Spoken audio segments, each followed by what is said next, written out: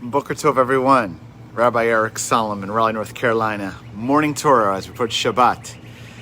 Parshat Ki Tisa, where it's the famous story of the golden calf comes up in this Torah portion. What's happening? Moshe up on Mount Sinai getting the Torah. It takes a long time to get the Torah. He's with God, communing, having spiritual depths of experience with God, and the people are waiting down below. And Moshe leaves his brother, Aharon HaKohen, Aaron, in charge of the people. And many of you know the story. People get, where is Moses? What's taking him so long? They also are struggling with a sense of a God that is invisible, the God that is more real than anything but has no form. And so they build a golden calf. But what's lesser known or focused on by some is Aaron's role in this. So, first of all, Moses puts Aaron in charge, kind of, watch the people. And the people start clamoring, we want a golden calf, we want to pray to our God down here. And Aaron makes a few, some would say strategic moves, realpolitik, and others would say he sold out. We'll get that in a second. But he basically says, okay, bring me all your gold and jewelry and we'll gather them together. And then he tells them to wait a day, wait till the next day, and then we will build a golden calf together. He said, we'll have a festival to Adonai. Now, through that little commentary or little conversation, the rabbis do a kind of defense of Aaron. They say, well, look, Aaron was just doing this because the people were going to attack him, we're going to kill him. So he decided to hopefully delay them, make them go to the next day. So that was a strategy to try to buy more time so Moses would come down from the mountain.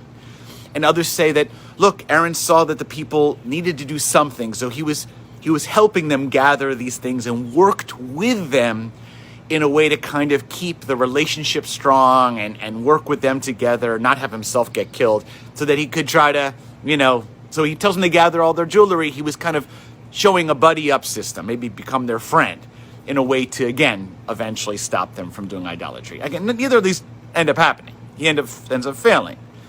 His leadership style of being the friend of the people or of just delaying the people.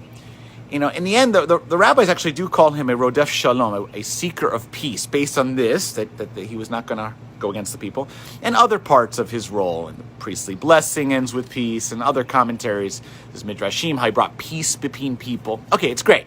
Being a peacemaker is not a terrible thing. Creating peace is one of the greatest commandments there is. It's a beautiful thing.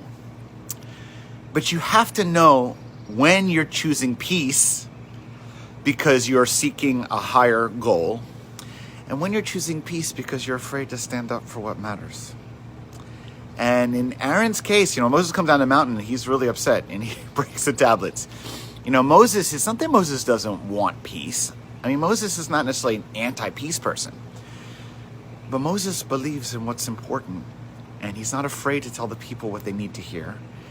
And he's not afraid to tell the bad news. And that's what a leader is. A leader is not necessarily a friend. A leader has to be able to have friends, please God. To be that isolated is dangerous. And a leader needs to have an ability to be able to connect with the people. But a leader has to also have distance to say, I'm not going to follow. And in fact, I'm going to put myself on the line if necessary and risk it all in order to lead and tell you things that you don't want to hear. And that's what Aaron's not willing to do. So when I put the question, is Aaron a peacemaker or a sellout? I think he, unfortunately, was a sellout. I don't see him making peace happen, and it wasn't successful. And this is a learning for all politicians and leaders, who want to buddy up. Those who go buddy up with leaders who are evil or go into dangerous behavior, or say, I'm going to buddy up with somebody, that isn't acting properly, because I'm just making that relationship. I'm going to bring them along. Well, at what point do you stop bringing them along and they brought you along? And they brought you on the wrong path. So being a teacher, being a leader, being a parent, being someone who is a politician is really tested in those moments where you need to go to the people and need to tell them the things that they don't want to hear, not because you're not against peace, because your values are at risk, and that's what matters ultimately. And that's why the golden calf gets built. It's not just because of the people's interests, it's because Aaron lets them do it. And that's why I hold Aaron responsible for the golden calf, maybe more than anybody else. So, in this case, don't be like Aaron. Be like Moses. Be like Esther.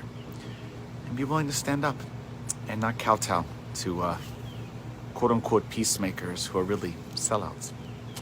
That's the Torah this Shabbat. Wish everyone a Shabbat, safe Shabbat, and a Shabbat Shalom. Bye-bye.